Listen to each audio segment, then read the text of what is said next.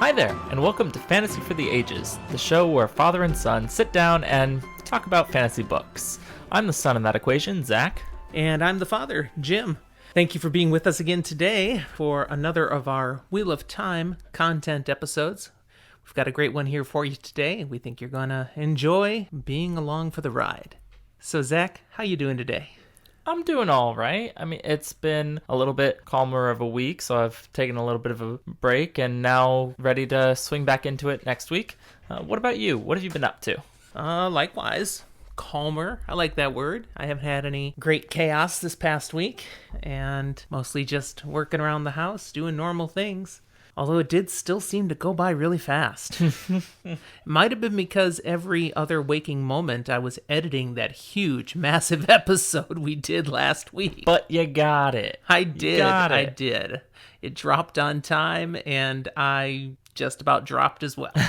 So we'll try to go a little shorter with today's episode. Fingers crossed on that. What are you drinking today, Zach? I'm just drinking one of these Truly Lemonade hard seltzers. It's a mango flavor. Personally, I kind of like mango, so it hits the right spot. Yours looks a little more made. It definitely is made, involving a cocktail shaker and ingredients. But it's nothing too crazy. As usual, you'll find this drink on our Instagram. I simply made a classic dirty vodka martini. It's a hard pass for me. I'm not a fan of the olives. Oh man, the olive brine and the olives themselves, the best part of the whole thing. No, thank you. Your loss, my gain. You can have them all. He's never stealing my martini olives, which is great. No, not a chance. Other booze, well. If I resupply some of it, is it really stealing? And he has done that on occasion. That's true. Before we jump into today's content, yes, I want to share that we got a suggestion from one of our listeners asking that, we consider adding a full spoiler section to the end of our Wheel of Time episodes. Something clearly separate from the rest of the episode so that it's easy to just stop listening before someone gets to that part if they're a first-time reader. So I threw that question out to Twitter. Is this just one person who listens and has an idea? Or would lots of people agree that that would be something nice to add? And it came in with about 75% of respondents saying, yeah, we'd love you to add that to the end. A time where you just go ahead and spoil it in some way. That tells me probably about 75% of the people listening have read the whole series before. That's right. And 25%, they're just happy with the way it is, don't ruin it. But that tells us if we make a change, we have to make sure we don't ruin it. We have walked a really fine line that we've enjoyed. That spoiler-lite approach. Okay. So we're not going to change that. The majority of our Wheel of Time content episodes will still be spoiler-lite. And you can listen to it just like you always have with no issues. You'll love it and all. But when we get near the very end, we will give you a big warning, big disclaimer that we are about to enter the spoiler room. Ooh, I like that. It's like old-fashioned speakeasy boiler room kind of stuff. That's where it came from. You got it. When we enter the spoiler room, we're going to spoil, but we're going to do it our way, a unique way. We're not just going to spoil everything we covered in that episode. Okay. Rather, we're going to pick, each of us, one thing. You're going to make me pick just one? Yes. One thing that you don't want to have to keep quiet about anymore. That you can finally just go, and we'll talk about each of our things and what they mean, perhaps at length, depending on what we spoil. And, it's sometimes impossible to spoil one thing without spoiling a few other things. Waterfall into other things. Right, but we'll be focused on one thing from this episode. It's got to be connected in some way, so this is not retroactive. Spoiler. But one thing that we're going to spoil. I get to pick one, you get to pick one. How do we decide who gets to pick first? Rock, paper, scissors? I mean, you trained me well with that. Okay, rock, paper, scissors it is. I remember sitting waiting to go to Olive Garden and just 20, 30 minutes, rock, paper, scissors as a kid. I got good. I'm thinking this will be pretty fun for us, though. We've had to bite our tongues hard sometimes. And here, we go in the spoiler room, all bets are off, we can talk about whatever. But for those of you who aren't so interested, it will be very clear and you will know when to stop listening. That's right. You will not accidentally stumble into the spoiler room. No.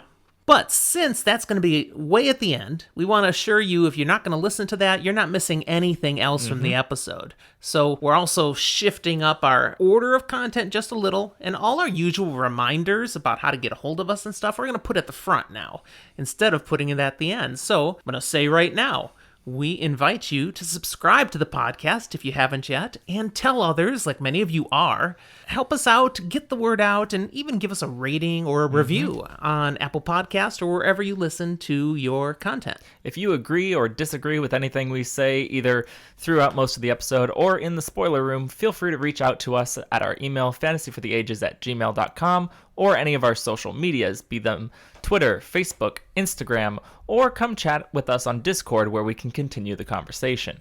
And of course, if you want to go next level and really support us, give us a great attaboy, become a patron of ours on our Patreon. The link to our Patreon page is included here in the show notes. And when you become a patron, you can listen in on our live recordings and even chat, text to participate in them. You get our content as soon as it's ready, not waiting until the official drop day. And you get some exclusive patron-only episodes. We have one of those out there now, but we're going to be including another one every month. We've got stuff for you as a way of saying thank you for your financial support. So, shall we move to today's content? Why not? We're going to begin with Chapter 25, Cairhien. Finally, Rand... I'm calling it now. I'm going to say that wrong. Really? 5 times throughout this episode. When I was a first-time reader, I called it Cairhien. What did you say? I went Cairhien. Like a carrion eater. Oh, yeah. I never went there. Well, it feels like it fits a little bit. But no, it definitely is just something that it doesn't fit right on my tongue. So I'm going to flub it. Yeah, I've got Cairhien from the audiobooks. And other podcasts that talk about it, and they probably all got it from the audiobooks too. It's in my head now. It's just not always in my mouth. You could look it up in the back and see. I'm sure it's right. Pronounced that way. It might not be. They find don't out. always do it right in the audiobooks. I'm curious. I think sometimes they went, that's too hard to say, and we're going to flub it every time. Let's make up a new pronunciation. Cairhien. He's looking at it now. Yeah, no, that's correct. Cool. Yeah, I think so. As we pick up, Rand and party are arriving at this namesake city of the nation of Cairhien. Mm-hmm. If you remember, they're traveling with an escort of 50 soldiers. Yeah, that they were kindly suggested allow to accompany them. That's right. Rand is getting his first look at this city, another of the great cities of the continent. He's seen Cairhien, and now he's seeing Cairhien. Well done. So you said it right. I did. He's the only one in this group where it's his first time. Loyal's been here before. Huron's been here before. The soldiers, of course, have been here before. Here. So Rand is the one with the big eyes, going, whoa. This city is very different from Cairhien, but one thing it shares is it's huge. It's a massive city. But one way that it's definitely different is it's also a large, perfect square. And this square, big walls right up against the river Alguenya. And on all 3 sides then, so flowing from the riverbanks and then all the way around, is like a whole bunch of haphazard roads and wooden structures, buildings, shops, entertainment venues. It's just a mass. It looks like a mess. You got this beautiful, pristine square, perfect square city, and then surrounded by all this clutter. It's really, you've got city proper, which is built very almost militarily and with a specific design in mind, and then you've got the overflow because there's too many people. Or people trying to escape something like, say, taxation in something that's not technically city proper. I like how you describe that. The beautiful city proper, which is all laid out just so. Okay, it's a grid. Cairhien is very regimented, yes, so it is a grid, everything perfect. And then this clutter on the outside, yeah, it's quite the opposite. It's chaos. I've actually been recently taking my D&D campaign through the city of Waterdeep, and anyone who's familiar is aware here, but it really reminds me here of the Field Ward, in that it's a little less full of law. It's not considered really part of the city, but it is still there and attached. Oh, that is totally spot on with this place. And it has a name. It's called the Foregate, which ties very much to how it came about. Foregate meaning something that is before the gate proper into the city. Originally, each of the main entrances or gates to the city had these little marketplaces, little market villages, in essence, that grew up around them. Rand learns about this from Huron, kind of telling a little of the history of what he's seeing. Mr. Lore Dump. And the Foregate area has experienced urban sprawl. It's now completely fills every inch around the walls. And the only reason it doesn't do all four walls is there is a river in the way. You don't think they have a nice little boat city on the actual tradeway that is the river? They do not, and they couldn't, because this river is already full of boats. Just not foregaters. It's full of boats of supplies and grain barges. And on the far bank, straight across from the city, is a whole bunch of granaries. All, you imagine, full of grain, food for the people. And so you get boats that travel across the river delivering various goods, and then you've got boats that go up and down the river as well. Yes, we're going to learn more about them in just a moment. But the Foregate, it exploded in population from what it was once upon a time because of the Aiel War. Okay, 20 years ago this goes back to. And they explained to Rand that back at that time when the Aiel came over the spine of the world, they were destroying and razing everything they went through, which included farms. And all the farmers that were out there fled their land and fled to the protection and safety of the city. Okay, war is long over, but they don't want to go back now. They're afraid they may be attacked again. So the farms lay fallow out there. Nobody's doing anything with them. Thus, nobody out west of or east of the city is growing anything. This is why there's all those grain barges and all the grain. Because you've got all these people living in the Foregate section now who used to be farmers. Not all of them, but a lot of them. The majority of the population blowing up is former farmers. Turned refugee. In essence, yep. And to have that not descend into mass chaos and rioting, the king, Galdrian, feeds them. He's ordered, and not just them, I imagine also the city proper, he's ordered all of this grain. He's bought it from Tyr and Andor, and it's constantly being shipped to Cairhien. Oh, and it goes further. As Rand starts to see the next thing, there's a bit of an entertainment procession going on. And we get kind of a message that King Galdrian is going full bread and circuses. Totally. We're going back to ancient Rome. Yep. He's going to keep the peasants happy. Rand's wondering, is there a festival going on? And no, it's just something that happens every day in the Foregate to keep people placated. Yep. Distracted, not thinking about their worries or issues or what they don't have. They're entertained. So there's puppeteers, gleemen, musicians, horse races, and even fireworks. All routine things, all funded by the king. The term is the king's gift. Of course. All these people are here being funded by the king, all providing constant distractions for the people. Now, this is just the Foregaters. Okay, the people who live in the Foregate. The officer, Tavolin, he's got his nose up in the air. He's looking down at these peasants and, wishes they would be gone. They shouldn't even be here. Yes, absolutely. It's quite disdainful. And Rand's like, well, where would they go? I mean, he doesn't understand what the big issue is. He's going to get a little bit of understanding soon. But before we give him that better understanding, I want to talk about the fireworks just a little bit. This is something significant in the land because they note illuminators have built a chapter house here, the same as their headquarters in Tanchico. We haven't learned a lot about illuminators yet. No. Can we really talk more about them at this point? I don't think I can talk too much except to mention that fireworks, while known in this world, are not super common. I mean, we saw way back in the beginning of the Eye of the World that it was a really big deal that they were organizing to have some fireworks on the green for their Beltane festival. And so this is something that we at the very least know comes from illuminators, but their prevalence in society is a little closer to the minimal side. Yeah, okay, that sounds good.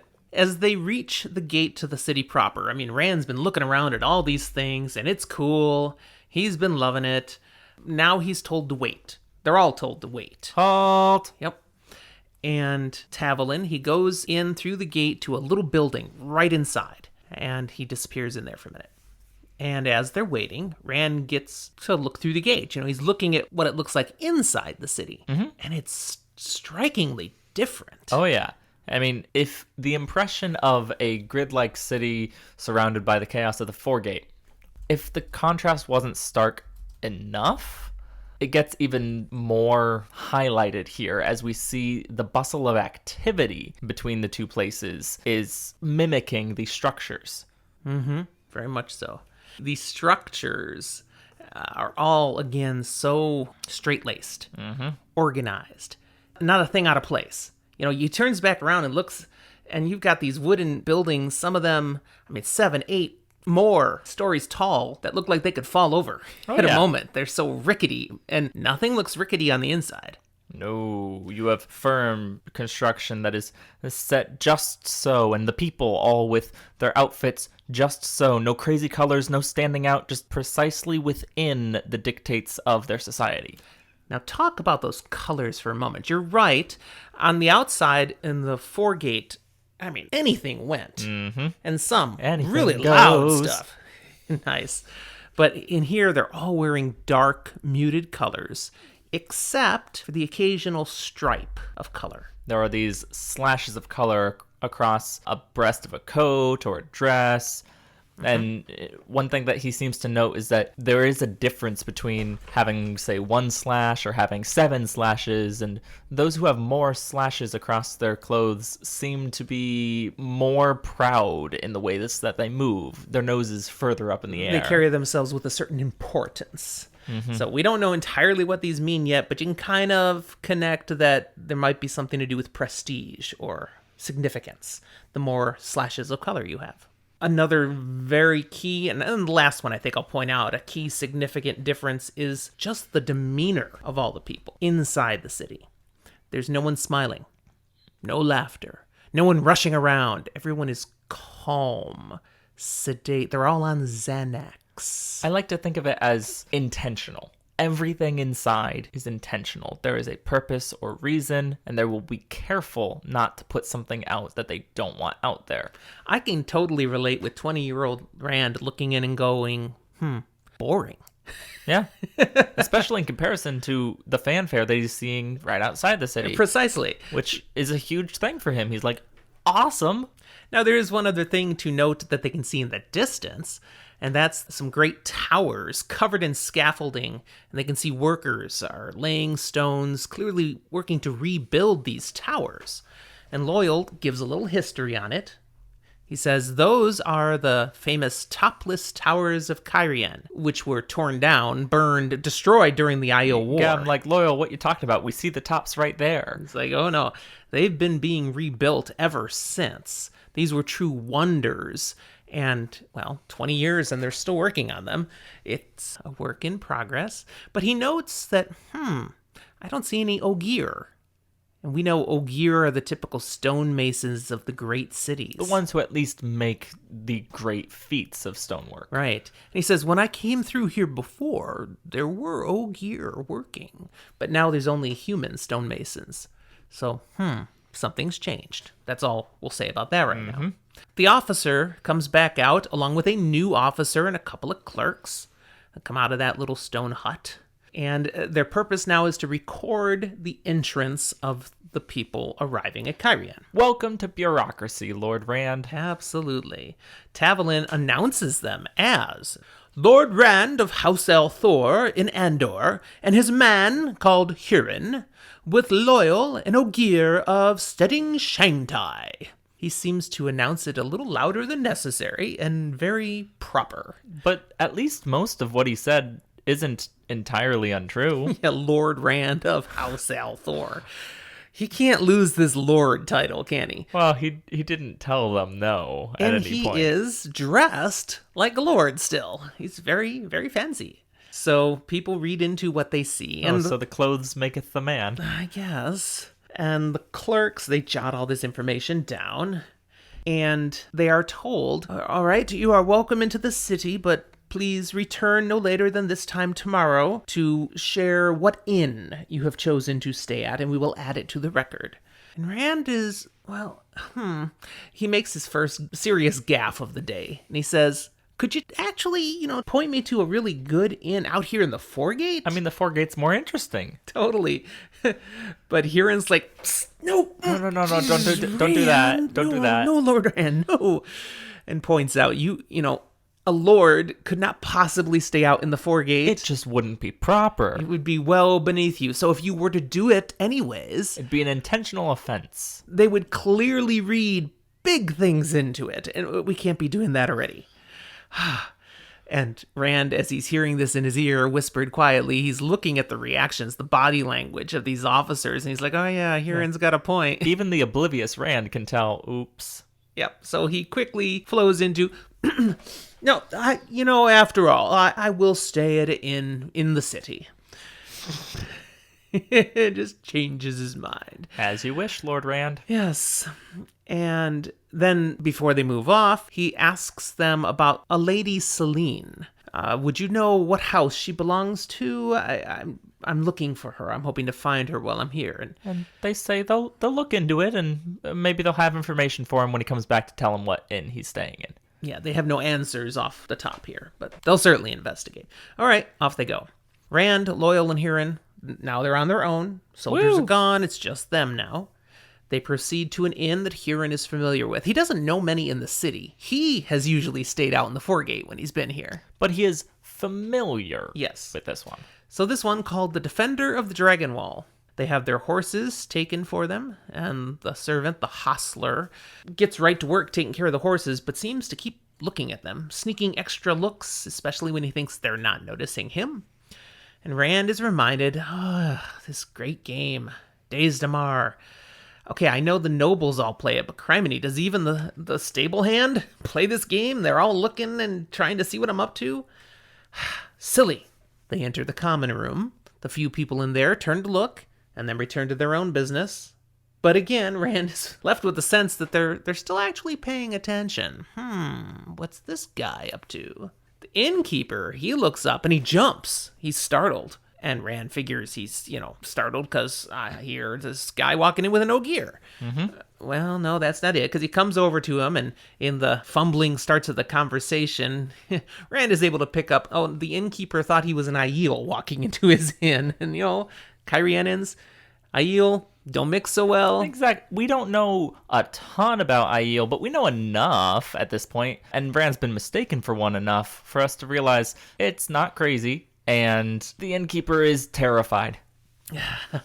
He shakes it off, though. He gets to business, but still, Rand is left with a feeling like, man, I don't like this place already. They can't assume wait. I'm Aiel or a lord or so many things, and they always look into all of it.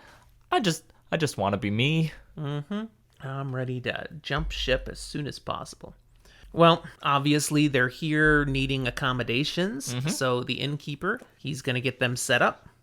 Rand is like, yeah, we just need one room. And again, Huron's like almost poking him in the ribs. Yeah. He's like, no.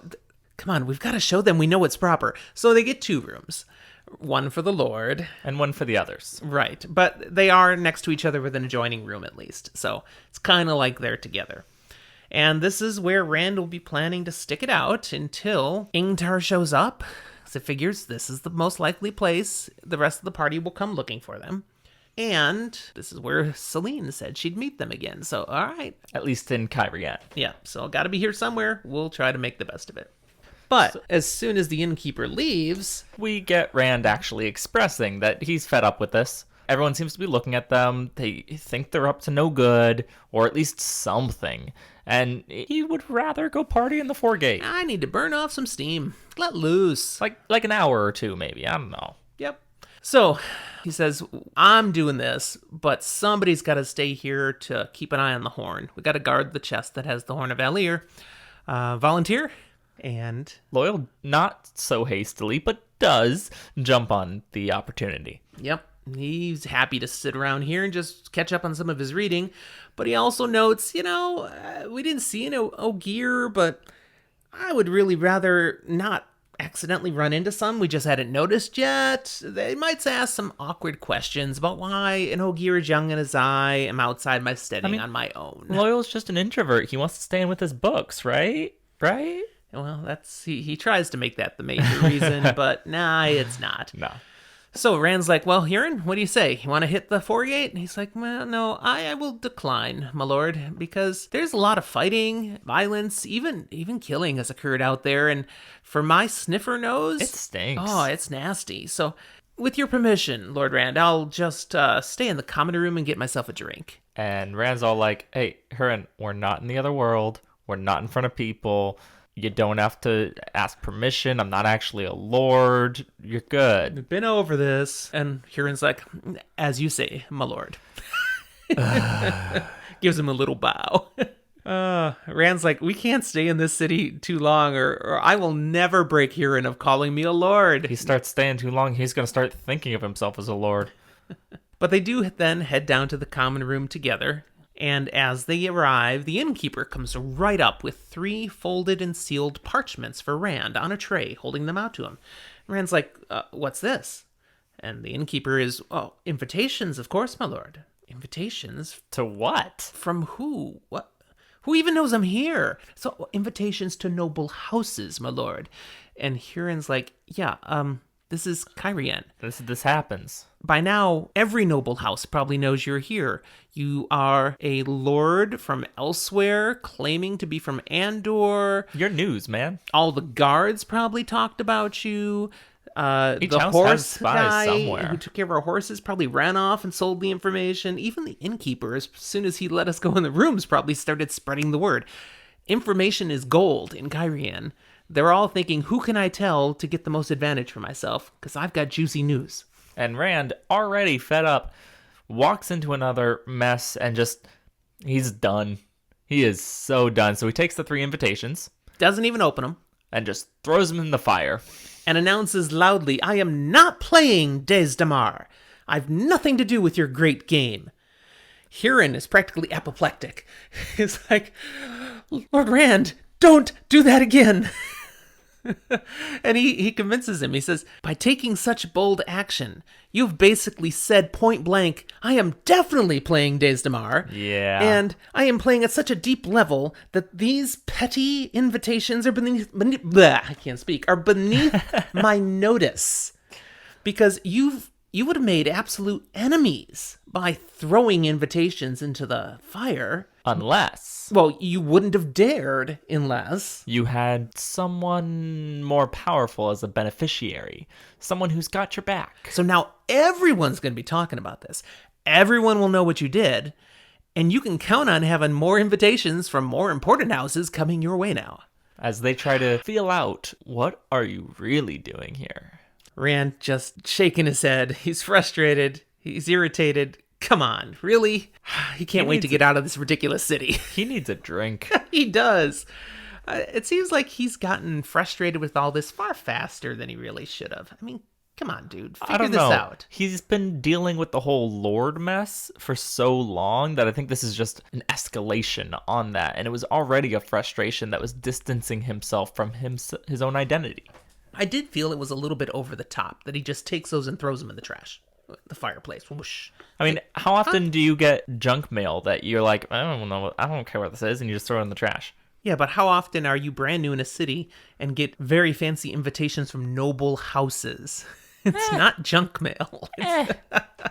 He treats it like junk mail. I don't know. That seemed a little odd to me. I see it in the way of, like, if the government sends me a survey and it doesn't look like it's actually that important, I might not be so keen to ever open it. Well, Rand has left the inn behind. Heads right back to the entrance where he came into the city. Walks right out. They don't even pay him any attention, supposedly, as he walks on by. And once he's in the foregate, he just goes strolling around. And he's taking in the sights, the entertainment, from musicians to gleemen, jugglers to magicians. He's loving it. And he keeps wandering until one performer in particular catches his ear. And whoa. And Is that who I think it is? And he pays an admissions price, a door cost to get into a particular venue. And holy crap, Tom Marilyn. He's not dead! He was sure this gleeman had sacrificed himself in Whitebridge against a fade to give Rand and Matt a chance to escape. Nope. He's here. He's performing. He's up there on the stage reciting one of the great tales, the great stories. And as Tom is, surveying the room as he orates, he sees Rand. Their eyes lock for a moment. And Tom gives a nod towards a door that's off to the side of the performance dais. Ever the performer, Tom doesn't let it stop him. Nope. But he does clearly notice Rand. And then he brings his tale to an end. He gives bows to applause, and he heads to that door. And Rand meets him, and they both go into a back room. Rand is thrilled Tom is still alive. And he marvels at this. They take some time to kind of catch up. How are you still alive? And he says, Matt and I were sure you were dead. Moiraine, she actually said she was sure you were still alive. She was positive about it. But how? And Tom shares, the Fade, once you took off, he didn't have any interest in me, just knocked me aside and went after you. Now, I do have a little hitch in my giddy up now. I've got a leg that's permanently stiff now from that injury from the Fade, but, I'm still alive. All is good. He's a little less nimble. He might not be doing the crazy acrobatic flips he once was, but he's still fine. Right. Now, Tom reverses to a previous comment of Rand's and says, Moiraine thought I was still alive, hey? Is she still with you? Nope. And, he seems actually disappointed. Rand is like, okay, he didn't like Aes Sedai. He doesn't trust Aes Sedai, but now he's disappointed Moiraine isn't here? Well, I mean, she's a fine woman, even if she is. Yeah, that's what he says out loud. He doesn't finish the sentence, but we know he was gonna say Aes Sedai. Yeah, so he actually seems to like Moiraine. Not that she's Aes Sedai, but that she's Moiraine. Something about her personality, I don't know. He seemed to find that fetching. I think it's semi-main character syndrome. When you put mainish characters together, they either love each other or hate each other. And this is more of a party situation rather than an antagonistic relationship that will go forward and be mortal enemies. Okay, then. Well, seeing Rand is free of Moiraine, Tom comments on how, must have been Matt or Perrin she was after. Kind of thought it was you for a while, but must not have been. And then doesn't ask any more details about any of that. But he does ask something specific. He asks if Rand still has, that harp and flute that he had left with him. He doesn't ask it that nicely. No. Where's my harp and flute? That's what I want to know. I want them. They're mine. And Rand has the good news that I still have your instruments. I'll be happy to bring them to you. And then Rand is ready to tell Tom so much more of what's happened since Whitebridge. Shut your mouth, Rand. Tom, though, he's like, nope, I got to get back to performing. They brought in a juggler as I came in. Yeah, the people won't take for jugglers very long. If I don't get right back out, they're going to send in another juggler, and then it's going to get ugly. I need to do some more storytelling. I will be here another hour or two, but here's the place I'm staying. Gives them the name of the hotel, the inn. I guess I don't call them hotels, but you could say inn or tavern. Yeah. So it gives them the name of the inn, the general location, and the foregate where he's staying, and says, go get the instruments, meet me over there later, and we'll catch up. We'll tell stories. We'll make marshmallows, s'mores. Well, probably not that one. Have s'mores been invented? Have marshmallows been invented? Another turning of the wheel, in some manner, perhaps. Let us know. I'm really curious. Do they have marshmallows? That's the end of our chapter. But don't forget the instruments! Okay. Chapter 26 is called Discord. You mean that thing that listeners can come talk to us on? Or that thing that happens when someone tries to play both Tom's instruments at the same time. Oh, I mean, a harp and flute can go together. Not the way Rand would play them. If he was singularly trying to play them both at the same time? But yes, we have our Discord open right now. So anyone who is a patron can be listening right now. Woohoo. Back to the chapter Discord. Yes, we pick up with Rand darting through the common room of his inn, grinning at the startled look the innkeeper gives him, because here's his lord practically running through the common room. And Rand doesn't care. He's just so excited Tom is alive. Tom's alive! Tom's alive! He goes straight to his room, digs out the instruments. Loyal and Huron are curious, of course. What's happened, Why Rand? are you running? Why are you frantic? And he tells him about Tom. And Loyal expresses interest in meeting him. Oh yeah, he heard the stories way back in Cairhien about Tom and all the others. Yeah, I'd love a chance to meet with him. And Rand's like, well, that'd be great. You can come with me. I'm going right now. And Huron, would you be okay guarding the horn? Oh, Huron would love nothing more than to hide in the room and guard the horn. Yeah, his time in the common room didn't go so well. Nah, I mean, he was just thinking, oh, I'll have a nice quiet drink. It'll be nice. And, All that happened, people pumping him for information. They all want to know what this Lord Rand is really up to. And all of them think that Huron, just like anyone else, any other servant, must be capable and willing to sell that information or be persuaded to give it up. Huron keeps trying to tell them, we're just here waiting for friends, and they won't settle for that. They're sure there's more to the story. Of course, just waiting for friends. So, okay, great. Huron's going to handle it. Rand's ready to go, but now Loyal hesitates. Now he doesn't want to be too hasty. He said, there could be Ogier still that I might run into, and I'm really a little concerned about that. And now we hear more about why. Yes, Loyal has to fess up what's got him stressed here. He says, I may have been too hasty leaving Steading Shanghai as I did. Oops. He may actually be in a great deal of trouble back home. We knew that he asked permission to leave and that he was young to be out. And they went into discussions on whether or not he should go. And he didn't wait for them to make up their mind because he figured it's going to be years perhaps before they make up their mind. And by the time they make up their mind, I'll be old enough to go. So he just went. Yeah, it's not just a matter of so he just went. There could be repercussions. It's a kind of trouble that I can kind of relate to, though. I think of a time when I told you and Mom that, I'm just going to go out for a bike ride. And then I biked like 20 miles to a different city and was like, right, I have to come back and it's about to start pouring rain. We had to come save you. Sorry. We've had to do that more than once, as I recall. Save you. It was just the once, and it was not so much saving so much as we had somewhere to be, and I wasn't going to get back in time. Yeah, but I'm remembering also the time not quite so far back where I saved you in a thunderstorm. Okay, that one's a little bit different, if only because... No bike involved. I could have been back. You also could have died from a lightning strike. But I was like, nah, it's fine. The lightning's far enough away, and then I got out there and was running in the rain. It was nice. I love running in the rain. And then the lightning was to my right, and then it was to my left, and then it was in front of me, and then it was behind me, and it was all very fast, and oh goodness, that's not great. And then I pulled up in the minivan. Would you like a lift? Yep. To my credit, I wasn't that surprised that you were suddenly there. All right, slight tangent. Back on track now. Rand, he's not going to settle for Loyal being a scaredy cat that someone might catch him. He's like, come on, let's go. We haven't seen any Ogier, it'll be fine. So, okay. We're going to have a good time. Tom's alive. We're going to screw this whole great game nonsense. It's great. Literally screw with the game. As they're walking through the common room, Rand, he winks at the innkeeper. The innkeeper's like, startled at that. What does that mean? And he just laughs, and out they go. Rand, why are you provoking them? Poking the bear. But again, Tom is alive. Nothing can bother Rand anymore. He's just so happy with this. They make their way out to a different section of the Foregate now, the inn that Tom had described to Rand. And when they get there, they talk to the innkeeper. They get directions to the room. The innkeeper shares that Dina likely will let them wait for Tom. And as they approach the room, Rand's wondering, who's this Dina? Yeah. I don't know about this.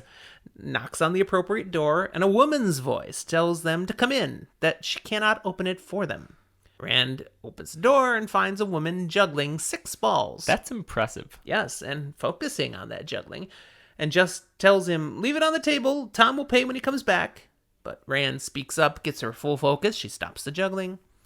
Introduces himself and Loyal and says that, we were told you might let us wait for Tom. It's a whole mess of... we were told you might let us wait. She goes, us? And then Rand steps aside. Loyal walks in, and oh goodness, there's an Ogier walking into the room. She's like, so the Ogier have come back. We don't know what that means, and they don't say anything more about it, but that there's something with that comment. We also hear a few other pieces of information in this little conversation back and forth between strangers just getting to know each other. Hit me with it. Well, Tom and Dina, this is their shared room. Okay. We also get the clear impression that Dina is Tom's apprentice, with benefits. Dina is learning from Tom how to be a gleeman, but they are clearly also a couple. So Tom has promised her the chance to perform in public next week, and that's why she's practicing and has to keep practicing. She must be good if he's willing to let her perform in public. Must be. Rand's getting a little uncomfortable waiting here now as he's, okay, we're here with Tom's girlfriend, apprentice, and she's quite young. Whereas Tom is Not gray, quite young. gray, and more gray. Rand's feeling a little awkward here. But one other thing that comes up in the conversation point is that Rand mentions, I've brought Tom's harp and flute. And she's like, oh, yeah, he's moaned about the loss of those a lot. He'll be glad for that. And she makes a comment, you would think he was a court bard the way he carries on. So eventually Tom does arrive. Yep. Just before Rand is going to bow out, we'll go wait in the common room maybe. Nope. Tom comes walking in and Dina hops up. Tom! Throws her arms around him. I missed you, and smooches him a good one. We'll just stand here while you make out for a minute. And it does. That kiss goes on and on because Tom's quite the willing participant. And finally, they come up for air. And Dina notes we have visitors. Oh, yes. Tom asks to speak with them alone and sends her off to pick up the throwing knives he'd ordered made for her. Ooh, she's getting throwing knives. Yeah, learning all the tricks. So as she leaves, Loyal comments on her desire to be a gleeman. And Tom states she is far better than that. A gleeman's life is no life for a woman, barely for a man. Nope, when he's done with her, she'll be a court bard for a king or queen somewhere. She's that good. She apparently has rare talent. Of course, it's implied here that Tom is that good. To be able to train up to that level, yeah. But enough of that. Where's those instruments? And Rand brings them up. Tom's like, you didn't touch the harp, did you? You didn't try to touch the harp. Oh, no, just the flute. And Tom knew that Rand had used the flute because when he followed to Cairhien, eventually he stopped at some of the inns along the way where he also tried to, entertain for his supper and room and board. He didn't have any instruments with him, but he heard about the traveling boys that were juggling and playing the flute along the way that he was following now. He's glad he hadn't tried to mess with the harp because he probably would have broke it. Rand brings up then that Tom had wanted to see the great hunt for the horn when it starts out in Cairhien. He's a little surprised to find him here, to find him anywhere. He thought he was dead. But since he's not dead, to find him in Cairhien instead of Cairhien. And Tom says he had a change of plans. He decided after the mess of Whitebridge, better to just take it slow, lay low, go somewhere that other people or things wouldn't expect. Get out of that whole mess. That's right. And Rand then speaks up. So what would you say if I told you could still be a part of it? The Great Hunt. A big part. And Loyal's like, Rand, are you sure? And Rand puts both feet solidly in his mouth as he just spills out, hey, we had the Horn of Valir. There's a dead beat. There's a dead beat. Mm-hmm. There's a beat of dead silence. And then Tom breaks out in hilarious laughter. So hard, he's doubling over. There's tears running from his eyes. How preposterous it would be that a shepherd and a beardless Ogier would have the Horn of Valir. And at that point, Loyal says they do have it. Because, no Ogier is going to really want their own honesty being questioned. But Tom's like, no, you gotta understand. I'm sure you have something, a very nice horn. I'm sure you think it's shiny and important, but I can take you to 10 taverns where there's a guy who'll tell you that the horn's already been found, and he can tell you where it was found. As long as you buy him a drink, he'll give you the whole story. Mm-hmm. I even know 3 guys who will sell you the horn, and each one will swear on their eternal souls that this is the real horn. There's even a lord here in Cairhien, in the city proper, who claims he has the horn locked away. It's been passed down as a treasure through his family since the breaking. I can find you dozens of horns. Tom's just going on and on and on, and Rand eventually you're is tell me like, you've got the horn. Hey, Moraine says it's the Horn of Valir. Oh, she said that, did she? Yeah, just like that, Tom believes him. If Moraine said it's the horn, that's a fine woman. And now instead of laughing, It's a problem. Have you told anyone else? Nope. We've kept it a secret. You're the only one we've told. Good. He's like, and actually, I should have known that, because if you hadn't kept a secret, the whole city would know by now, and half of them would be waiting outside to try to take it from you. And the other half would have already gone in.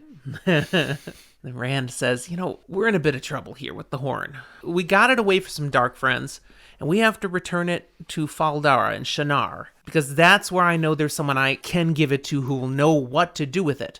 Good luck with that. But we're barely figuring out what's going on as we deal with all this. We could really use someone like you, Tom, someone who could guide us, who has wisdom, earthly knowledge, and experience. Will you come with us? No. But you gotta understand, No. there's Trollocs and dark friends after us. No, and no. The more he presses, the more insistent Tom declines. So at this point, Rand asks Loyal, would you give me a moment alone? You're kicking the puppy out? And once in private, Rand asks about the Cairhien cycle, the prophecies of the dragon. He's like shifting the conversation completely. That's a jump. And he asks, are there any books that contain these prophecies? I mean, yes. Yeah, Tom shares you can find them in the great libraries. I mean, they're not paperbacks that are sold on street corners, but But let's just be real here. Tom said he knows all stories. He's got these things memorized. well, he does. He can recite the Cairhien cycle, and he pulls a few verses out right here now.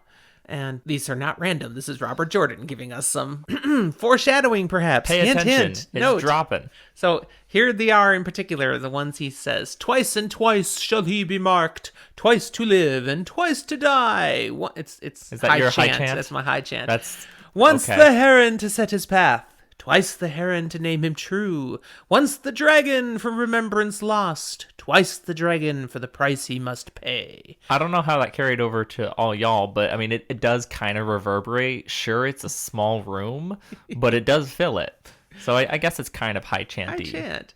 Now, as he finishes that one, Tom notes all the herons Rand is wearing on his collar, on his sword, his scabbard, and Rand is noticing that brand on his palm. Tom can't see that, but he's marked with a heron.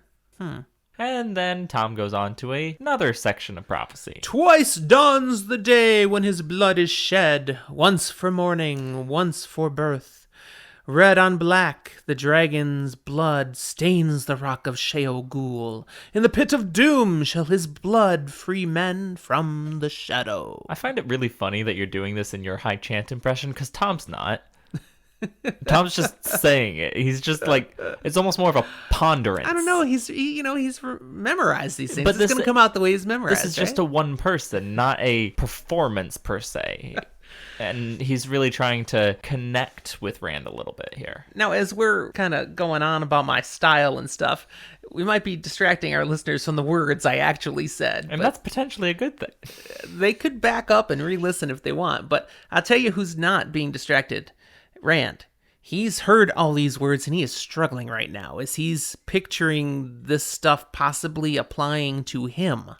I mean, let's just go a second and say he's been told he's the dragon. He wants nothing to do with it. Yeah, we just read the dragon's blood stains the rock of Sheol. And let's we don't want blood being shed anywhere, staining anything. No. I don't even want it to stain clothes, let alone rocks. So I picture Rand shaking his head, his eyes wide, his mouth silently saying, no. Rand's not good about keeping things inside But Tom doesn't notice this at all. Because he's lost in thought, still thinking about the phrases of the prophecies of the dragon and how they really don't make a lot of sense. No. Another one he then says is about, the stone of Tyr will never fall until Kalendor, the sword that cannot be touched, is wielded by the dragon reborn. But Kalendor lies inside of the stone of Tyr, so, I mean, how could it be wielded before it had fallen? Yeah, it's a puzzle. It doesn't make sense, but Tom figures eventually Aes Sedai will work to make events fit the prophecies as closely as they can when it becomes necessary. Things will happen, and then you'll look back on it and be like, yeah, that fits our interpretation of the prophecy. Mm-hmm. Rand again confirms, no Aes Sedai are with me right now. I'm free of them, like I said.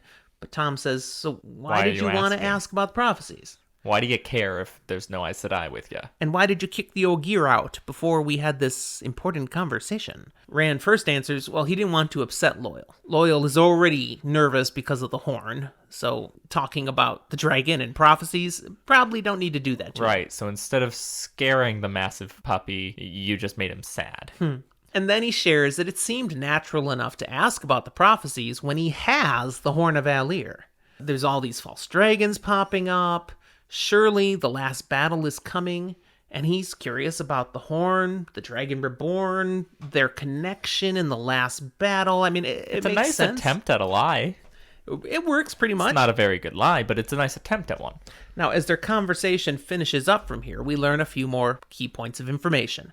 And these are important, so we're going to highlight them. Most people, Tom says, don't realize the Dragon Reborn is supposed to fight the Dark One at the last battle. That's in the prophecies, but most people don't know it. They actually think the Dark One and the Dragon Reborn are likely to fight on the same side. I mean, they just at the last battle. They think dragon, he broke the world, it's a bad thing. Rand repeats what he's heard about the Horn of Valir, that the dead heroes are summoned when the horn is blown, and they will fight for whoever blows it, even if it's blown by a dark friend. And, well, Tom says he's never heard of anything like I that. haven't heard that. You've been learning some interesting things. Tom admits he thought for a time Rand could channel, and that's why Moraine wanted him. And Tom expresses he has no issue with a man who discovers he can channel. It's not a choice. It's more like an illness. You don't get to pick whether you That's can right. or It just not. happens to you. And what we know about Tom, this makes sense that he would be more accepting on that. Yeah, and Tom clarifies more clearly because Rand asks point blank, your nephew, he could channel, right? And yes, yeah, my nephew Owen was such a man, one who could channel. He held off the madness for 3 years, and he only used the power if he had to help his village. But eventually, he did start to go Yeah, mad. he started to have some issues, and the Aes Sedai were notified, found out somehow. The Red Aja came, and they gentled him. And he died. Yeah, he just gave up wanting to live after he couldn't sense, use, touch the power anymore. It's not explicitly said, but I get the impression between what we've been told previously and here now that the Red Aja, the gentling, that all happened, and then Tom got there in time for him to witness something untimely happen. Yeah, that makes sense. One more time now, Rand tries to entice Tom to come with, help with the horn. Think of the stories you'll have afterwards. Help me do this significant thing. And let's be real, it would be a good story. Yeah, Tom is tempted. He admits it. But Not going there.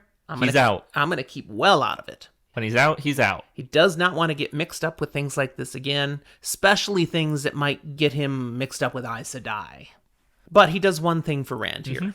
He takes his flute The and one his he's harp, been using. and then he gets the one that he's been using instead. And the one he's been using instead, it's just a plain flute, but it's good, and he gives it over to Rand. Yeah, you might find this handy at some point. After all, I heard you were good Not too bad. enough Not to too play bad. for your supper. All right. We jump for the end of the chapter just a little bit further. Rand has left. Tom is sitting alone in his room, and he's pondering the Horn of Valir. And this is our first Tom perspective. I believe so. What a wonder. A farm boy actually discovered it?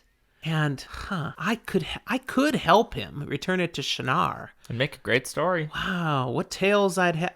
But no.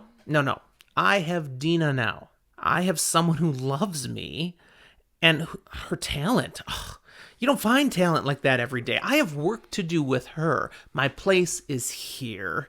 And he mutters aloud to himself, old fool, as he's thinking of how he's, even with all that going for himself, he's tempted to go. And then he's surprised when Zira, the innkeeper, she agrees with him. You are an old fool. She's listening from the doorway. It turns out they've known each other for many years. And going decades back, Tom was known for someone who was great at the great game, playing Days Damar. And she's just seen him have a private meeting with this Andoran lord. It's like, you're getting into Days Damar again, aren't you? You are an old fool. And he's like, no, I'm not. It was just nothing. The boy's actually just a shepherd. I haven't had anything to do with the great game in 20 years, and I'm not about to start now. Tom tells the truth, and like everywhere else in Cairhien, no one believes. She just laughs. Right. She leaves him, and the chapter ends with Tom thinking again, coat or no coat, Rand is only a shepherd. If he had been more, a man who could channel, the Aes Sedai, they never would have let him go. No, horn or no horn, the boy is only a shepherd. And he's out of Aes Sedai business. I'm staying out of it too. End of chapter. And that's all for our regular content for this episode. We have completed our chapters, and that's where, if you are on a first read, are advised to stop. That's right. This is where, we put some sort of warning. Maybe I'll come up with some music clip, sound effect, something. A nice siren of some sort. And because we are now going to enter the brand new The Spoiler Room. Da, da, da! You are warned. If you don't want to hear spoilers, now is the time to leave. And we'll talk to you next time. But if you're here for spoilers, we have a game of rock, paper, scissors to play. Yep. All right, here we go. Yes, I get to go first. All right, what am I going to spoil? Now, it's got to be something from this episode. Mm-hmm. But because we mentioned this way back at the beginning of the episode, I am taking this one. Selene. Okay. The Lady Selene is a Forsaken. Yep. She is Lanfear. Yep. Okay, if you hadn't figured that out yet, you shouldn't be listening to this.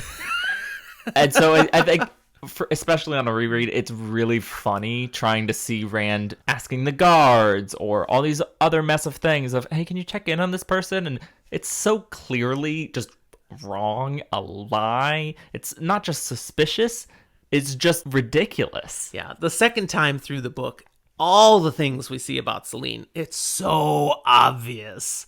But you don't know beforehand, so you can tell there's something funky going on. There's something weird about this lady, but you have no way to just draw the conclusion, oh yeah, it's a Forsaken. I think if you're like a really attentive reader, you can definitely see she's not Cairhienen.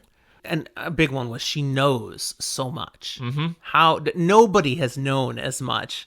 And then using Old Tongue for things. And then if we go a step deeper and really start seeing clues in other chapters that don't have anything to do with Rand, how they relate to who's the one Forsaken that Moraine actually asked about when she was up with Adelaus and Vandene, Lanfear. Mm-hmm. It's Robert Jordan just dropping us a hint and going, pay attention. Yeah, the Daughter of the Moon. That was a bad one. We totally messed that up when we said that. You totally messed that up. And you went right along with it. I called you on it. No, we came back to it later, and we both called ourselves on it. Oh, did you mess it up even earlier than that? Yeah. Oh. And you just rolled with it. Sometimes you say things and I'm like, is it worth it? Other times I'm like, nah, it's a pet peeve. It's worth it.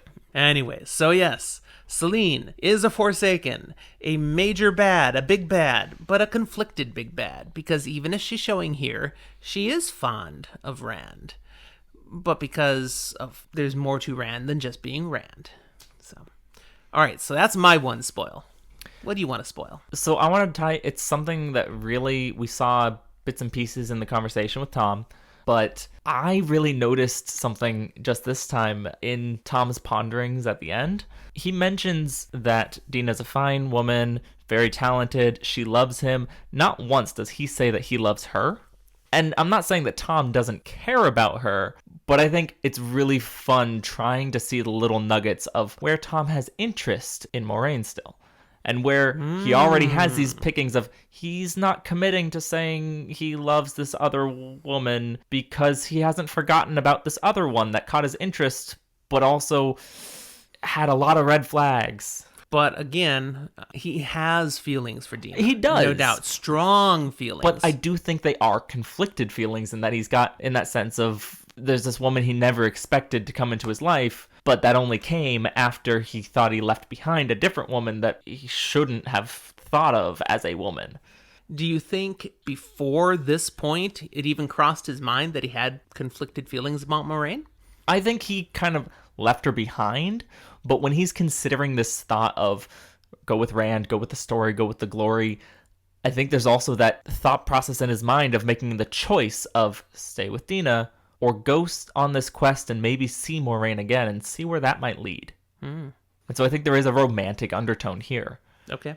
And that fuels his decision. Fuels his decision to not go with Rand? To not go in the end. That he's like, no, there is a romantic divide. I'm staying away from that Aes Sedai mess. I'm staying here with Dina. Okay. And I only get one, so I can't go further. That's right. But we will definitely get strong evidence for how Tom feels about Dina coming up. This is spoiler, so they know what happens. But I think also ties into my thought process that when that's not necessarily something holding him back, what's he do? What does he do immediately? He might go off and murder. Well, that's part of the whole thing. I mean, after that's done, what does he do? Do we know exactly? I think Tom drops off the map for a little bit again, and then we see him again in Tarvalon. Don't do that. Say it however you want.